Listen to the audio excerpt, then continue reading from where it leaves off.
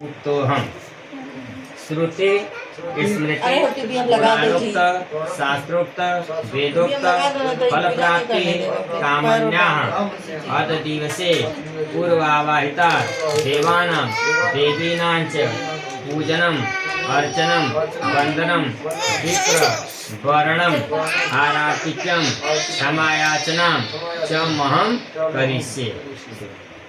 यज्जाग्रतो दुर्मुदयति देवं तदुषित सतत वेतदर्शनमस्तु। गणेश जी का ध्यान किया जाए। ओम गणानां त्वा गणपति गुं हवामहे प्रियाणां त्वा त्रिपति गुं हवामहे निधिनां त्वा निधिपति गुं हवामहे पशुं मां जानि गर्भधम्म त्वं जासि गर्भधम्म। नमो दिव्ये मा दिव्ये शिवाय सतं नमः नमः परिकित भद्राणीता प्रता सुदां भोगरो सोग्रे साम्बिकाभ्यां नमः। ध्यानाते चतुष्पाणि समर्पयामि।